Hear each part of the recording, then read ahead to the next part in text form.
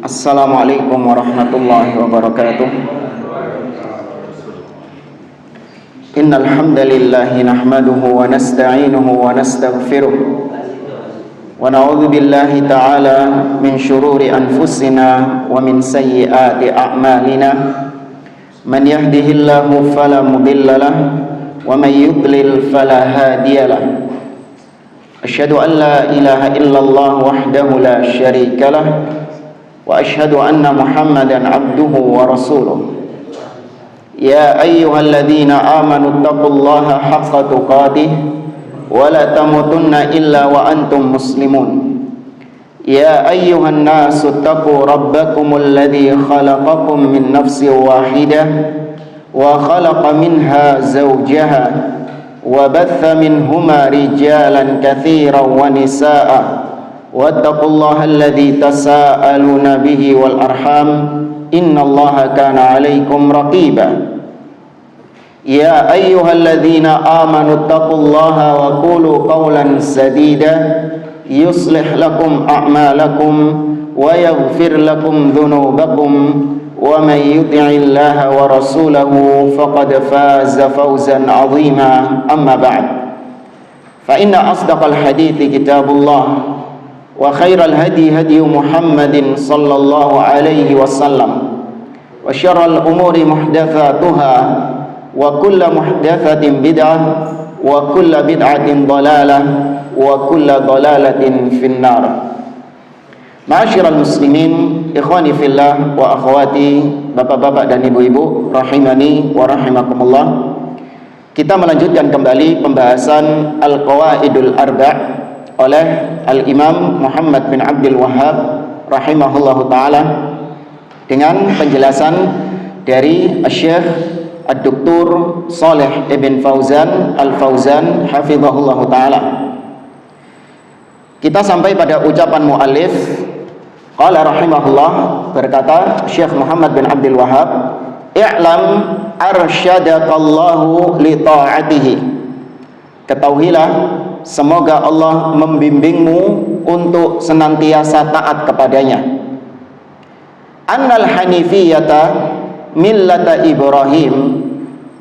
Ketahuilah bahwa sesungguhnya al-hanifiyah, yang disebut dengan al-hanifiyah, yaitu millah Nabi Ibrahim, agamanya Nabi Ibrahim alaihi salam. Apa ciri khas dari agamanya Nabi Ibrahim? Yaitu an ta'budallaha mukhlishan lahuddin, yaitu engkau hanya beribadah kepada Allah dengan memurnikan agama kepadanya. Kama qala ta'ala, sebagaimana yang Allah firmankan, wa ma khalaqtul jinna wal insa illa liya'budun, dan tidaklah aku ciptakan jin dan manusia melainkan agar mereka beribadah kepadaku. Ya, ini kata penulis, yaitu Syekh Muhammad bin Abdul Wahhab. Sekarang kita baca penjelasan dari Syekh Dr. Fauzan Shalih bin Fauzan hafizahullah taala. Ucapan penulis tadi yang mengatakan i'lam arsyadakallah, ketahuilah semoga Allah membimbingmu. Ini kata beliau adalah hadza du'aun minasyekh rahimahullah. Kalimat ini adalah ungkapan doa dari penulis, yaitu Syekh Muhammad bin Abdul Wahhab rahimahullah taala. Wa hakadha yanbaghi lil muallim an yad'uwa lil muta'allim. Karena memang demikianlah seharusnya seorang guru itu mendoakan kebaikan bagi muridnya, bagi jamaahnya.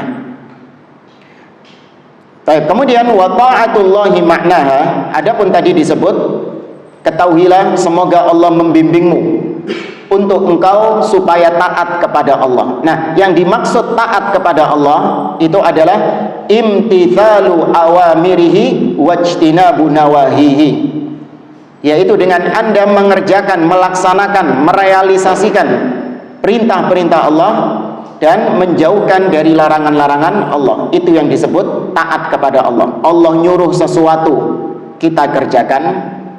Allah melarang sesuatu, kita tinggalkan. Ya. Lanjut ke ucapan penulis setelahnya, annal hanifiyah millata Ibrahim, bahwasanya al-hanifiyah atau millah Ibrahim, kata beliau, Allah Jalla wa Ala amara nabiyana bittiba'i millati Ibrahim. Allah Subhanahu wa taala memerintahkan kepada nabi kita Nabi Muhammad sallallahu alaihi wasallam untuk mengikuti millah Ibrahim, mengikuti agama Nabi Ibrahim alaihi salam. Dalam firman-Nya di surah An-Nahl ayat 123, Allah mengatakan, "Tsumma auhayna ilaika anittabi' millata Ibrahim hanifan wa ma kana minal musyrikin." Kata Allah, kemudian kami perintahkan kepadamu wahai Muhammad agar engkau mengikuti millah Ibrahim, mengikuti agama Nabi Ibrahim yang hanif, yang lurus di atas tauhid.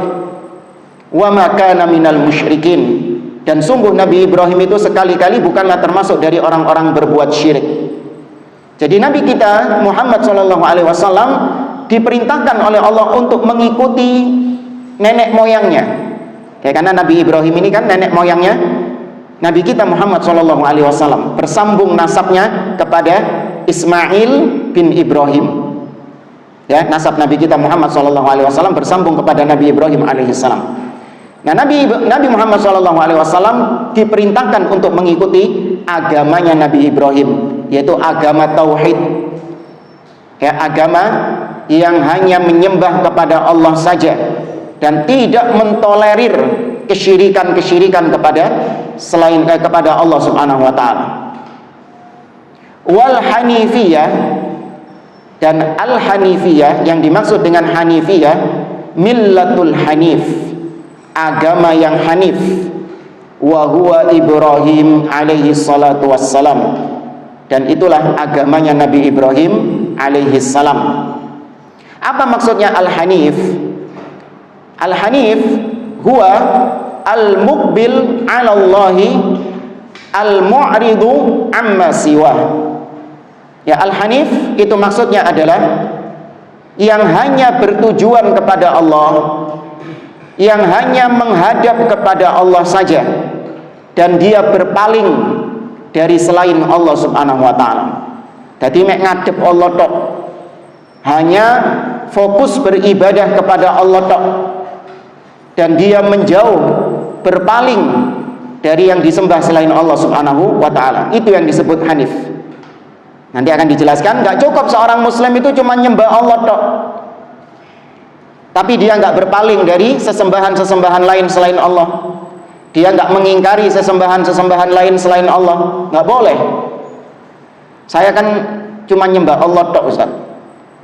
Saya nggak nyembah kepada selain Allah, tapi sesembahannya orang-orang Nasoro, sesembahannya orang-orang Hindu, orang-orang Buddha, itu nggak saya ingkari itu. Ya, hati saya membenarkan sesembahan-sesembahan itu, meskipun saya nggak menyembah, tapi kan dalam rangka toleransi, ya, dalam rangka keberagaman Bhinneka Tunggal Ika, maka saya tidak menganggap sesembahan mereka itu batil. Saya meyakini sesembahan mereka itu hak juga, meskipun saya tidak menyembahnya. Sah nggak tauhidnya orang ini? Tidak sah. Ya, dia harus berpaling. Dia harus meyakini, minimal dia meyakini di dalam hatinya bahwa apa yang disembah oleh manusia selain Allah, maka itu sesembahan yang batil, sesembahan yang salah, sesembahan yang keliru, yang gak layak untuk disembah. Allah mengatakan, "Faman yakfur bit-taghut wa yu'min billah faqad istamsaka bil urwatil wuthqa." Barang siapa yang kufur kepada taghut, yaitu yang disembah selain Allah, maka Allah katakan wajib dia kufur, mengingkari taghut itu. Wa yu'min billah, dan dia beriman hanya kepada Allah. Jadi terkumpul dua hal ini, an-nafyu wal itsbat. Meniadakan dan menetapkan. Itu harus ada dua-duanya. Nggak boleh cuma menetapkan saja tanpa ada nafyu, tanpa ada penolakan, tanpa ada peniadaan, nggak boleh. Ya, meskipun nanti ketika kita mengingkari sesembahan-sesembahan yang disembah selain Allah, itu ada fikihnya, ada ketentuan-ketentuannya. Ya, enggak sembarangan mentang-mentang semangat kita mengingkari semua yang disembah selain Allah Subhanahu wa taala, langsung budal ke pura, budal ke kuil-kuil, ya, niru Nabi Ibrahim alaihi salam, ya, dipecahkan semua, dihancurkan semuanya. Enggak. Ada ketentuannya. Kalau memang itu kau memiliki power, punya kekuasaan, ya, maka kau bisa menggunakan caranya Nabi Ibrahim tadi. Ya, kau hilangkan kesyirikan yang ada di area kekuasaanmu. Kalau kau memang punya kuasa di situ. Kayak ada teman kita itu, dia beli rumah di Bali sana, bekas rumahnya orang Hindu. Ya, tahu sendiri, di dalam banyak kesyirikan-kesyirikan. Ya, begitu dia beli resmi menjadi rumahnya, maka semua berhala-berhala, patung-patung yang ada di sana, tempat-tempat sajian dibongkar semua sama dia. Ya. Padahal tetangganya juga sama seperti itu, tapi nggak diapa-apakan sama dia. Kenapa nggak diapa-apakan? Harus orang lihat loh, apa kok omamu tok? Bukan miliknya dia, bukan kekuasaannya dia, bukan wewenangnya dia itu. Kalau bukan wewenangnya dia, maka diingkari dengan lisan, ya, didakwai orang tersebut. Ya, nggak bisa Ustaz, saya nggak punya kapasitas untuk berdakwah, saya nggak punya kapasitas untuk menasihati dia karena saya nggak punya ilmu. Baik, tingkatan yang paling terakhir apa? Mengingkari dengan hati. Artinya Anda nggak ridho ngelihat pemandangan kayak gitu, itu hati itu nggak ridho. Kalau sudah hati nggak ridho, maka nggak akan sudi untuk mensupport. Mas, datang ya, besok ada acara keagamaan di tempat saya. Ya, ridho nggak dia datang? Nggak sudi dia, karena hatinya nggak ridho dengan hal tersebut. Ya, maka kalau ada orang-orang yang toleransi, ikut kesyirikan-kesyirikan dengan atas nama toleransi, kata dia, hati saya mengingkari. Nggak mungkin. Kalau hatimu mengingkari, pasti perbuatanmu juga akan mengingkarinya. Gak sudi engkau mensupport, gak sudi engkau mendukung, ikut andil di situ, gak mungkin. Nanti akan ada penjelasan dari beliau. Dan maka Hanif maknanya adalah menghadap kepada Allah, hanya bertujuan kepada Allah dan menghindar, menjauh, berpaling dari semua selain Allah Subhanahu wa taala. Hadza huwal hanif. Inilah yang disebut dengan al-hanif. Al-muqbil 'ala Allah biqalbihi wa a'malihi wa niyatihi wa maqasidihi kulliha lillah. Yaitu dia hanya bertujuan kepada Allah dengan hatinya, dengan amalan-amalannya, dengan niat-niatnya. Tujuannya itu hanya kepada Allah Subhanahu wa taala semuanya. Al-mu'ridu amma siwa, dan dia berpaling dari semua yang disembah selain Allah Subhanahu wa taala. Ada kalimat dalam bahasa Arab, ahnafus saq ini. Kalau ketika orang Arab menyebut kaki letter U, ya, kaki letter U itu disebut dengan kaki yang ahnaf. Ya, kaki yang ahnaf. Kaki yang ahnaf yang letter U itu kira-kira ketemu nggak antara dengkul yang satu dengan dengkul yang lain? Nggak ketemu. Nah, hanif itu seperti itu. Ini engkau, ini syirik. Ya, seakan-akan kau ada di dengkul yang satunya, kesyirikan ada di dengkul yang satunya. Saling menjauh, nggak akan bisa ketemu. Ya, nggak akan bisa ketemu.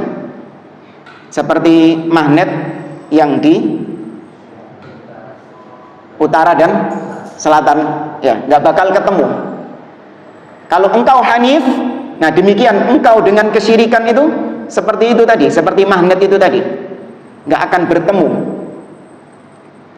Yang nggak ketemu itu kalau sama-sama kutub atau beda kutub? Sama kutub. Kalau sama kutub ya, iya. Nggak tahu dolenan magnet itu. Dulu suka main kejar-kejaran gitu. Ya. Nah, maka jadikan dirimu dengan kesyirikan seperti itu, seperti antara kaki letter O itu. Jadi jauh dari kesyirikan, tidak akan berpaling dari kesyirikan kepada Allah Azza wa Jalla. Wallahu amarona bittiba'i millati Ibrahim. Selain Nabi Muhammad SAW yang diperintahkan untuk mengikuti agamanya Nabi Ibrahim yang lurus di atas tauhid, yang jauh dari kesyirikan, kita pun juga diperintahkan oleh Allah untuk mengikuti Nabi Ibrahim ini. Dalam surah Al-Hajj, di akhir-akhir surah Al-Hajj, Allah mengatakan, "Wa ma ja'ala 'alaikum fid dini min haraj." Allah tidak menjadikan agama ini berat bagi kalian.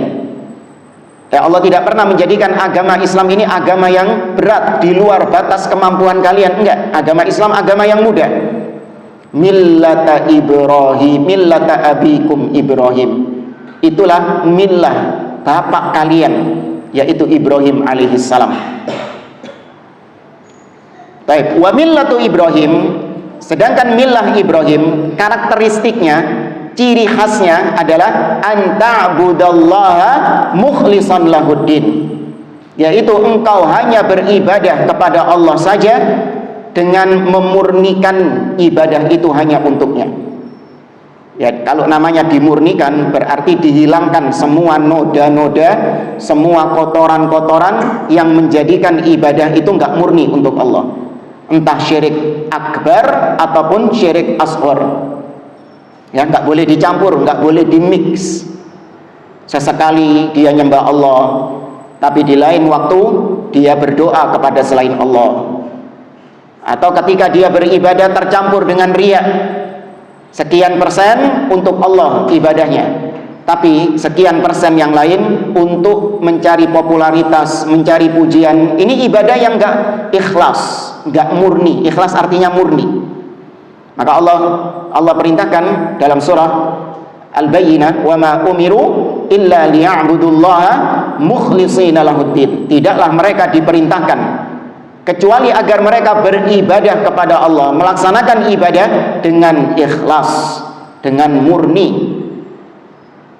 Kalau ada campuran-campuran syirik, kalau ada campuran-campuran riya dalam ibadah tersebut, meskipun sedikit, tidak akan diterima sama Allah Azza wa Jalla.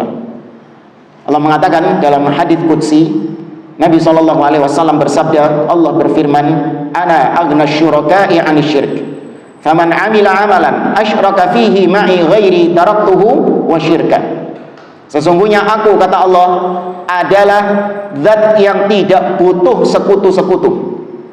Barang siapa yang melakukan amal ibadah kemudian dia persekutukan aku dengan selain aku, yakni dia selipkan dalam ibadah itu tujuan-tujuan lain selain aku, maka aku tinggalkan dia dengan apa yang dia persekutukan. Nggak diterima sama Allah Azza wa Jalla. Pernah saya ibaratkan, sering saya ibaratkan dengan apa? Galon, masih ingat? Apa di sini? Galon isi 19 liter. Galon isi 19 liter, kena percikan, mohon maaf, air kencing.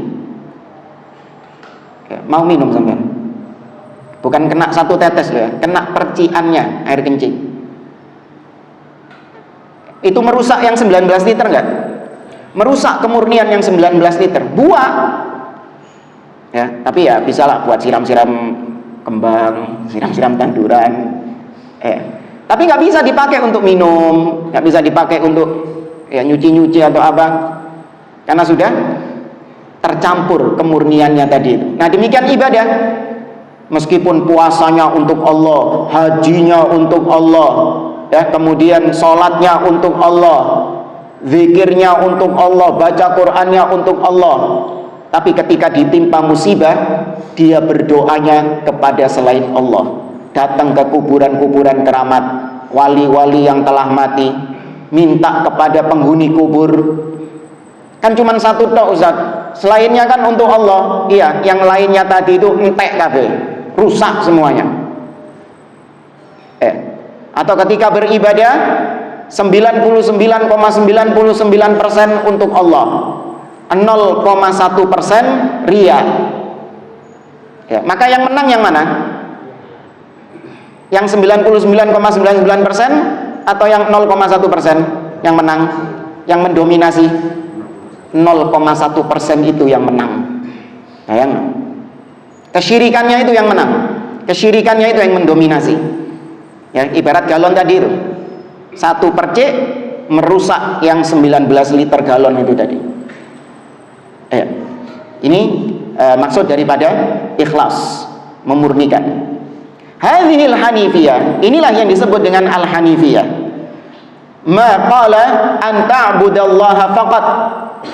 Tidak dikatakan hanifiyah itu hanya sebatas menyembah Allah tok. Wis ta Ustaz, sing penting lah nyembah Allah. Di situ aja. Jangan mengingkari orang-orang yang menyembah kepada selain Allah.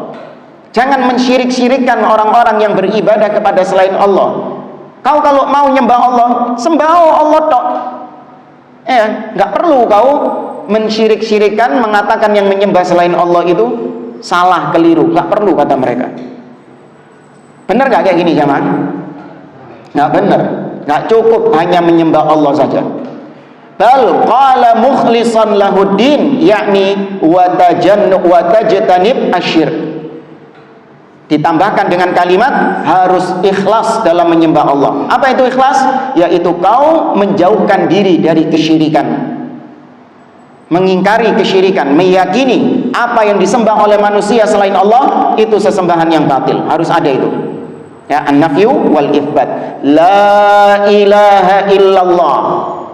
Ya, dalam kalimat la ilaha illallah terkumpul nafyu wal itsbat. Menolak semua yang disembah selain Allah dan menetapkan hanya Allah. Siapa yang bisa mereteli di kalimat la ilaha illallah itu?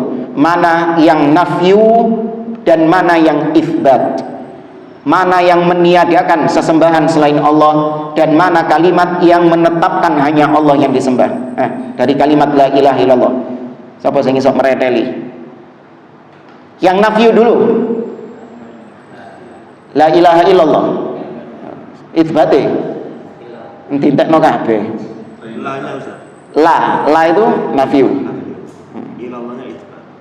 Ilahnya mengikut siapa? Saya ulangi lagi. Nafyunya yang mana? La ilaha. Ya, sampai situ. La ilaha itu bentuk nafyu. Tidak ada yang berhak disembah. Berarti kabeh sing disembah guaan kabeh. Ya, maksudnya ditolak semuanya, diyakini kebatilannya. Meskipun nabi yang disembah, iya, meskipun nabi yang disembah. Nabi Isa masuk di kalimat itu. Nabi Isa kita tolak sesembahan, bukan ditolak nabinya loh ya, awas. Ditolak penyembahannya. Artinya kita nggak ridho Nabi Isa disembah. Kalau ada yang nyembah Nabi Muhammad, masuk situ juga. Kita menolak, mengingkari penyembahan terhadap Nabi Muhammad SAW. Kemudian itsbatnya yang mana? Illallah. Itu menetapkan hanya Allah tok yang berhak untuk disembah. Ya, harus terkumpul dua hal ini. Kata Syekh Shalih Fauzan, li'anna al-ibadata idza khalataha syirk batalat. Karena namanya ibadah, kalau sudah terkontaminasi dengan kesyirikan, maka tertolak. Ya, tertolak ibadah tersebut. Batal ibadah tersebut. Tidak ada pahalanya, justru menghapuskan pahala. Ya, bukan malah mendatangkan pahala di sisi Allah. Justru itu menghapus pahala-pahala amal-amal soleh yang sudah dia kerjakan selama ini. Ya, Allah mengatakan walau asyraku la habita anhum ma kanu ya'malun. Andai kata mereka berbuat syirik, maka sungguh telah gugur apa yang selama ini mereka amalkan. Pahala-pahala yang selama ini mereka kumpulkan gugur semuanya, entek. Ya, kayak 19 liter tadi itu loh. Sudah ngumpul no air. Ya, anda bisa bayangkan bagaimana ada orang mengumpulkan air satu tetes air murni ini. Kalau banyu dikumpul sama dia air ini satu tetes di daerah yang kering kerontang, dia kumpulkan dari tetesan-tetesan air yang muncul di sumber mata air itu. Nah, ketika itu sudah terkumpul, ya berhari-hari itu dia mengumpulkan air itu. Sudah terkumpul, ternyata kena percikan air kencing tadi. Ya, Pak. Hilang semua enggak apa yang selama ini dia upayakan? Hilang semuanya apa yang selama ini dia upayakan. Nah, demikian gambaran kesyirikan. sudah beramal dari kecil, dari remaja, dari muda, sudah beramal soleh, banyak amal-amal solehnya. Ketika berbuat syirik, ludes, entek semuanya. Kata beliau, fala takunu ibadah illa idza kanat salimatan minasyirkil akbar wal asghar. Maka tidak disebut ibadah kecuali apabila selamat dari kesyirikan, baik syirik kecil ataupun syirik besar. Ya, selamat dari syirik kecil dan syirik besar. Kama qala ta'ala, sebagaimana tadi yang Allah firmankan di surah Al-Bayyinah, wa ma umiru illa liya'budullaha mukhlishina lahuddina hunafa. Tidaklah mereka diperintahkan kecuali agar mereka menyembah Allah saja dengan ikhlas, dengan murni. Ya, hunafa. Hunafa jamak hanif. Tadi yang jauh dari kesyirikan, kayak letter O tadi. Wa huwal mukhlisu lillahi azza wa jal, dan dia adalah orang yang ikhlas kepada Allah Subhanahu wa taala. Ya, wa ma umiru illa liya'budullaha mukhlishina lahuddin. Wa hadhihi al-ibadah amara Allah biha jami'al khalqi kama qala ta'ala. Nah, ibadah ini artinya adalah sesuatu yang kita persembahkan sebagai seorang hamba. Itu pasti ada persembahan kepada yang disembahnya itu. Nah, ada persembahan kepada yang disembahnya itu. Nah, itu namanya ibadah. Ya, aktivitas menyembah itu disebut ibadah. Nah, ibadah itu bermacam-macam. Ada ibadah hati, ada ibadah lisan, ada ibadah perbuatan anggota badan. Ya, ibadah hati seperti apa? Mengingat Allah, ya, zikir. Ya, zikir juga dengan hati, mengingat Allah. Tawakal, al-khauf, ar-raja, al-mahabbah, cinta.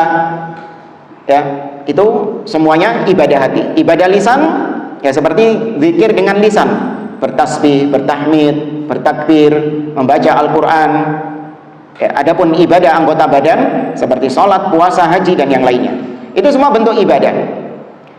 Ya, nah, ibadah-ibadah tersebut semuanya Allah perintahkan hanya diberikan untuk Dia saja. Kapan diberikan kepada selain Dia, maka itu syirik. Ya, kalau itu sebuah ibadah, manakala dipalingkan ibadah itu, dikekno kepada selain Allah, maka berarti itu kesyirikan. Nah, semua makhluk, semua manusia dan jin diperintahkan demikian tanpa terkecuali. Allah mengatakan tadi dalam surah Adz-Dzariyat ayat 56, "Wa ma khalaqtul jinna wal insa illa liya'budun." Tidaklah aku ciptakan jin dan manusia kecuali agar mereka beribadah kepadaku. Berarti ini mencakup semua jin, semua manusia kena beban ibadah ini.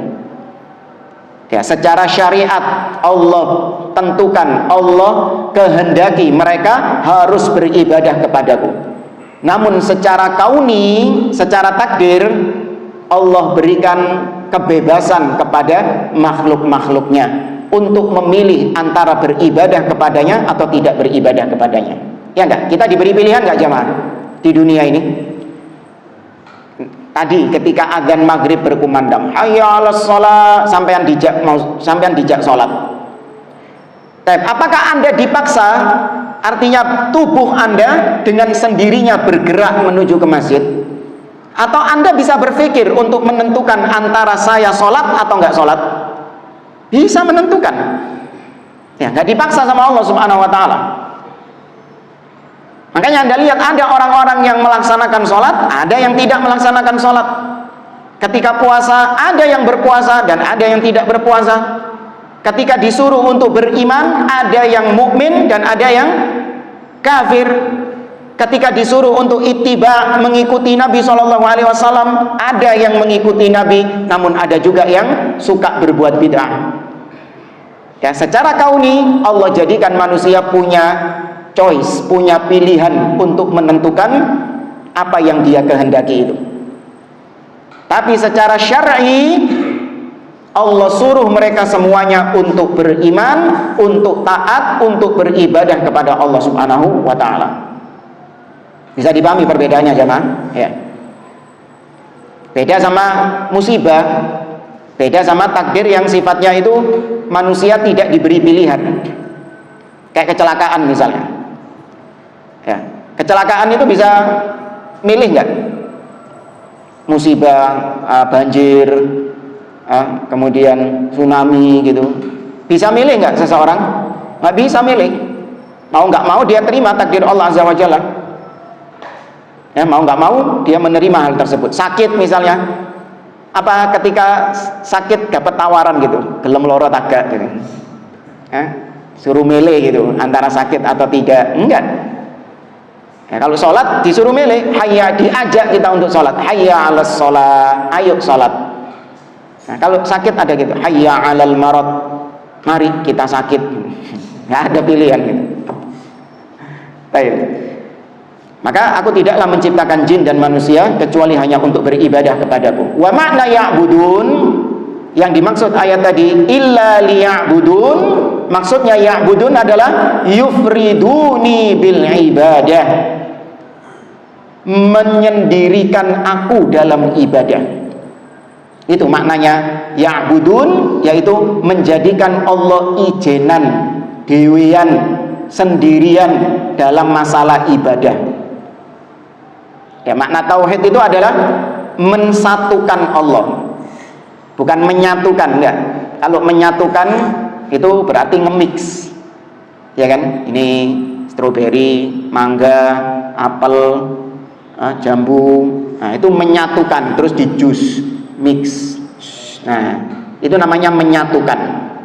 Tauhid itu bukan menyatukan, tapi mensatukan, menjadikannya satu-satunya, ijenan. Berarti mengharuskan buah sing liyane kan? Paham nggak jemaah? Berarti mengharuskan buah yang lainnya. Makanya kalimat surat Al-Fatihah yang kita baca, iyyaka na'budu wa iyyaka nasta'in. Di situ ada sisi membatasi, hanya Allah satu-satunya yang disembah. Dari mana sisi membatasinya? Allah sebutkan objek di depan, baru kemudian kata kerja. Hanya kepadamu aku menyembah. Loh, kenapa nggak kata kerja dulu? Aku menyembah kepadamu. Loh. Ya, itu kan kata kerja dulu. Aku menyembahmu. Kan lebih ringkas, enak Ustaz. Na'buduka. Kenapa kok ditaruh depan?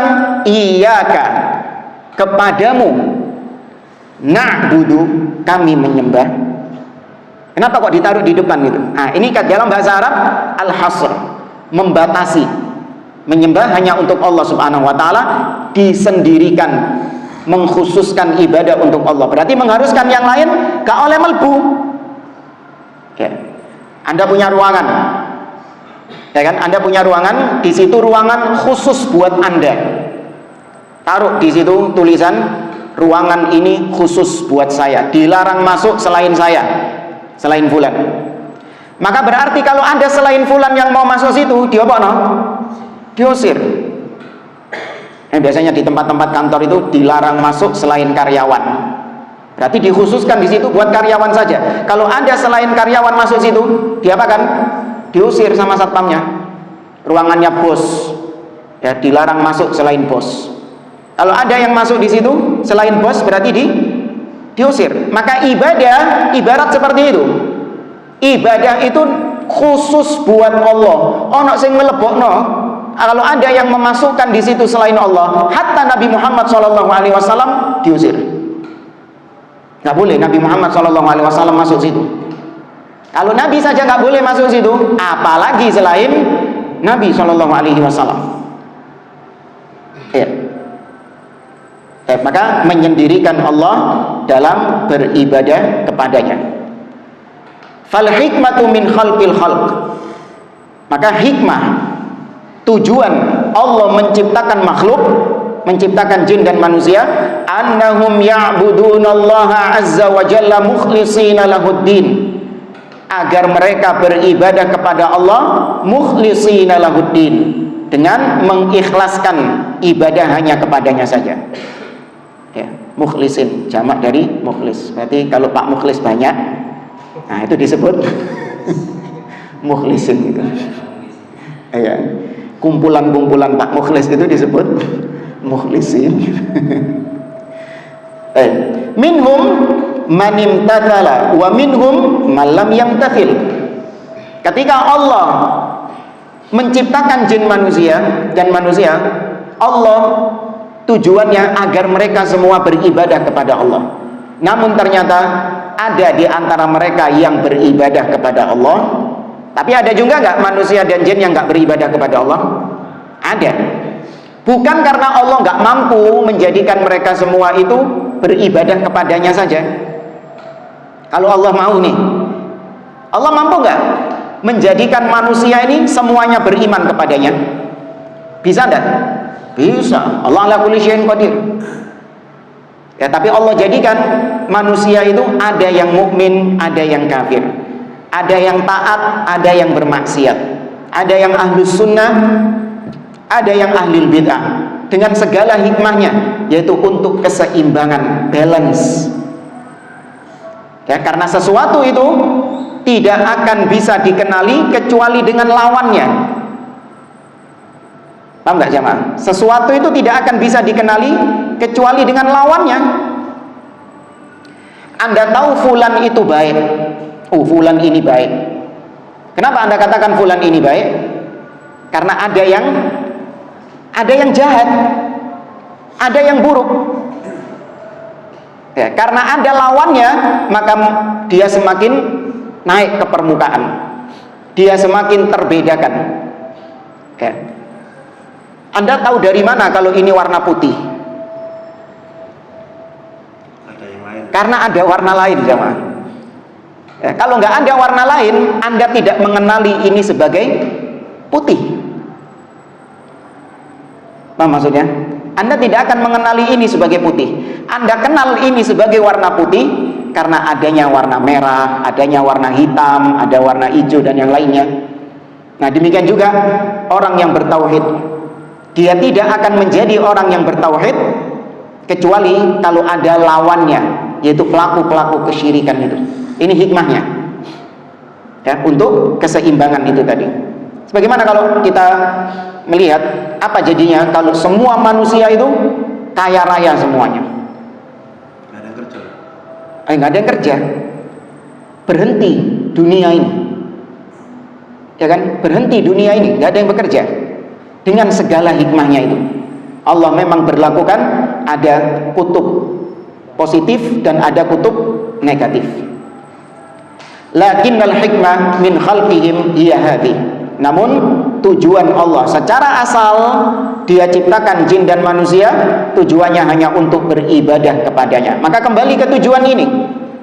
Kita hidup di dunia ini bukan seperti binatang. Binatang diciptakan oleh Allah Subhanahu wa taala untuk kebutuhan manusia. Itu diciptakannya binatang untuk kebutuhan manusia, maka hidupnya binatang hanya sebatas untuk bagaimana dia bisa memuaskan hawa nafsunya, memuaskan keinginannya. Lihat siklus hidupnya binatang itu jamaah. Mangan, minum, turu, kawin. Siklusnya kan gitu terus kan? Makan, minum, tidur, kawin. Makan, minum, tidur, kawin. Apa yang bisa membuat hawa nafsunya senang, dia kerjakan. Ya, itu hidupnya binatang. Nah, adapun manusia nggak seperti itu. Manusia diciptakan oleh Allah Subhanahu wa taala untuk beribadah, untuk menyembah hanya kepadanya. Maka kembali ke tujuan ini. Ya, kembali ke tujuan ini. Jadikan semua tujuannya untuk ini. Kita makan untuk beribadah kepada Allah. Kita tidur, istirahat juga supaya kita punya energi, punya kekuatan untuk beribadah kepada Allah. Kita menikah hanya untuk beribadah kepada Allah. Karena dengan menikah kita menghindarkan diri dari larangan Allah Subhanahu wa taala. Kita menghindarkan diri dari perbuatan yang haram. Itu ibadah enggak? Ibadah juga loh. Jadi jangan dianggap ibadah itu cuma melakukan perbuatan. Ada ibadah yang sifatnya meninggalkan. Seorang meninggalkan zina, seorang meninggalkan riba, seorang meninggalkan dusta, itu ibadah semua bukan? Ibadah juga. Ya, maka kembali tujuannya ke sini tadi. Kerja kita untuk beribadah kepada Allah Subhanahu wa taala. Makan kita, minum kita, tidur kita, semua aktivitas kita kembali kepada peribadahan kepada Allah Subhanahu wa taala. Itu seorang mukmin kayak tadi. Adapun orang kafir enggak. Mereka bekerja, dapat fulus, makan, minum, tidur, semuanya hanya untuk memuaskan nafsunya saja. Makanya pantas kalau Allah miripkan mereka dengan binatang. Innalladzina, dalam surah Muhammad Allah mengatakan innalladzina kafaru ya'kuluna wa yatamatta'una kama ta'kulul an'amu wan naru matwal lahum. Sesungguhnya orang-orang kafir, mereka makan, mereka bersenang-senang sebagaimana binatang-binatang ternak itu makan dan bersenang-senang. Itu hidupnya orang-orang kafir. Ya, orang beriman tidak demikian. Falladhi ya'budu ghairallah mukhalifun lil hikmah min khalqil khalq wa mukhalifun lil amri wasyara'. Maka orang yang beribadah kepada selain Allah, sejatinya dia menyelisihi tujuan diciptakan dia di dunia ini. Ya, dia menyelisih tujuanmu itu bukan itu, balik ke jalur yang asli, balik ke jalur yang awal, yaitu hanya beribadah kepada Allah Azza wa Jalla. Tapi kita lanjutkan setelah adzan dengan soal jawab. Wallahu a'lam. Ya, silakan. Memahaminya gimana? Ya tadi kan mengikuti minahnya Ibrahim. Sedangkan di satu sisi Rasul diangkat itu untuk apa namanya? Menghapus syariat. Menghapus syariat sebelumnya. Ya. Gimana memahaminya? Nah, Hasan. Tadi dikatakan Nabi Muhammad SAW diperintahkan untuk mengikuti milah Ibrahim. Di sini perlu kita tegaskan, semua nabi dan rasul itu satu kesatuan agamanya. Yaitu bahwasanya mereka ini di atas agama Islam. Ya, tidak ada nabi yang diutus oleh Allah membawa agama lain selain Islam, tidak ada.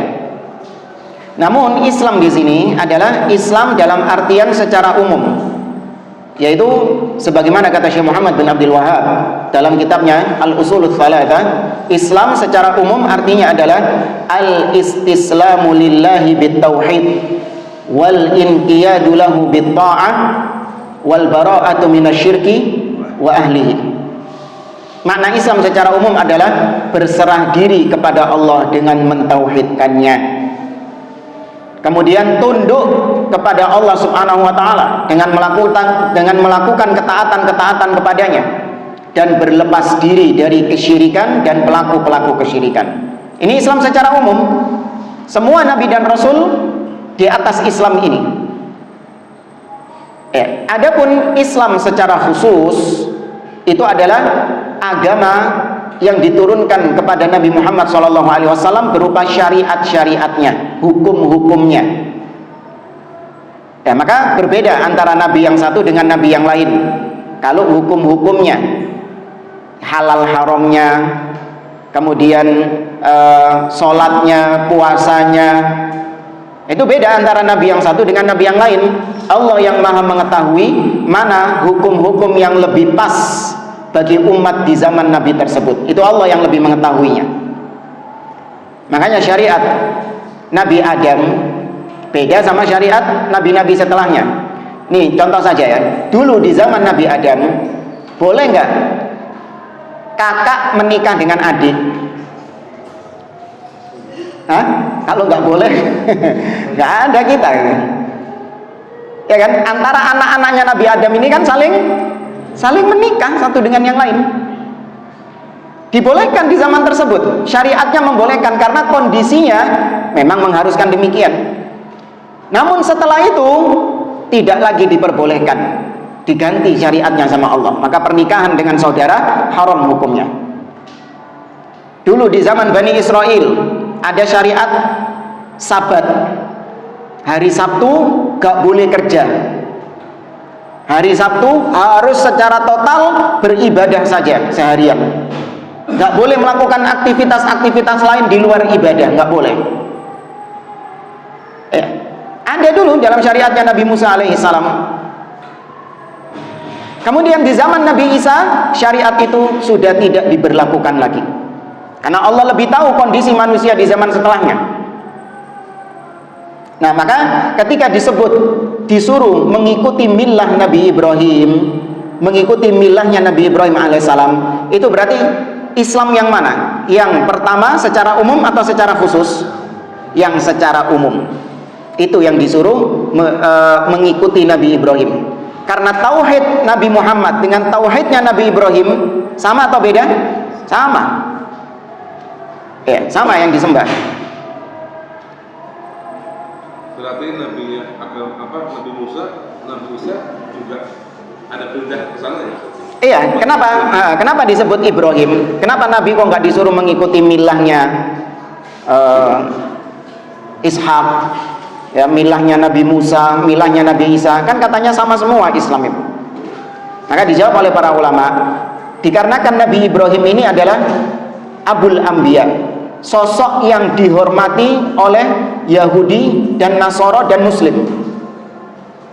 Nabi Ibrahim ini adalah sosok yang dihormati, disegani, dimuliakan oleh tiga agama itu, penganut tiga agama itu.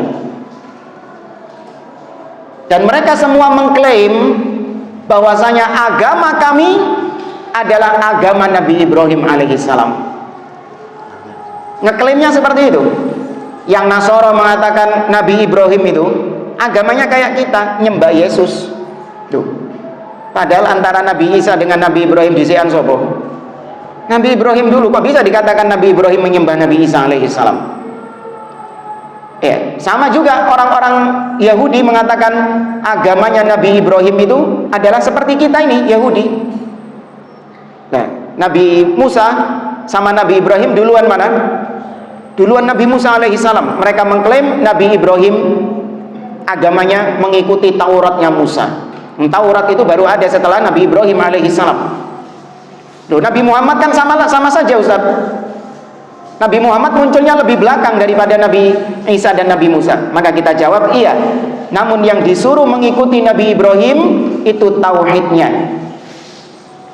Ya, tauhidnya. Antara Nabi Ibrahim dengan Nabi Muhammad tauhidnya sama. Kita nggak pernah mengatakan Nabi Ibrahim itu syariatnya sama seperti syariatnya Nabi Muhammad, enggak. Ya, beda. Syariatnya Nabi Ibrahim dengan syariatnya Nabi Muhammad SAW. Kecuali ada sebagian yang dipakai. Ya, kalau memang itu disetujui oleh Nabi seperti khitan, ya haji, baru dipakai. Tapi selain itu tidak. Ya, tidak digunakan syariat nabi-nabi terdahulu. Nah, wallahu a'lam. Makanya tiga agama ini disebut dengan Abrahamic faith. Ya, disebut dengan Abrahamic faith. Karena mereka semua itu mengklaim mengikuti Nabi Ibrahim. Allah tolak itu dalam surah Ali Imran, "Maka Ibrahimu Yahudiyan wala Nasraniyan, walakin kana hanifan muslima, wa ma kana minal musyrikin." Ibrahim itu bukanlah seorang Yahudi, bukan pula seorang Nasara, tapi dia adalah seorang Muslim. Nah, ini Islam yang apa ini? Umum atau khusus? Umum. Ya, Nabi Ibrahim adalah seorang Muslim, Hanif, yang jauh dari kesyirikan, di atas tauhid. Nah, terakhir mungkin mengenai jin, kan diciptakan untuk mengganggu manusia. Loh, enggak. Dapat dari mana untuk ayat itu? Ada sebagian yang begitu. Terus kemudian apakah Syaitan. Ya, syaitan. Apakah surga dan neraka itu juga berisi dia? Iya. Sama jin dengan manusia secara beban syariat dan juga secara janji dan ancaman, mereka sama dijanjikan sebagaimana kita dijanjikan. Mereka juga diancam sebagaimana kita diancam. Ya, karena jin ini adalah jenis makhluk seperti manusia, jenis makhluk. Jin ada yang mukmin, ada yang kafir. Sebagaimana manusia ada yang mukmin, ada yang kafir juga. Jin, bahkan Imam Ibnu Qayyim Al-Jauziyah menyebutkan jin ada yang ahli sunnah dan ada jin yang ahli bid'ah juga. Sama seperti manusia, cuman kita nggak tahu. Kita berbeda alam dengan mereka. Mereka bisa melihat kita. Innahu yarakum, dalam surat Al-A'raf, innahu yarakum huwa wa qabiluhu min haitsu la tarawnahu. Sesungguhnya iblis dan setan-setannya dari bangsa jin itu bisa melihat kalian dari arah yang kalian tidak bisa melihat mereka. Maka mereka juga dijanjikan surga bagi yang taat, sebagaimana kita juga dijanjikan surga bagi yang taat. Mereka juga diancam neraka bagi yang tidak taat, sebagaimana kita juga diancam neraka bagi yang tidak taat. Nah, cukup. Nah, kita akhiri. Subhanakallahumma wa bihamdik, asyhadu an la ilaha illa anta, astaghfiruka wa atubu ilaik. Assalamualaikum warahmatullahi wabarakatuh.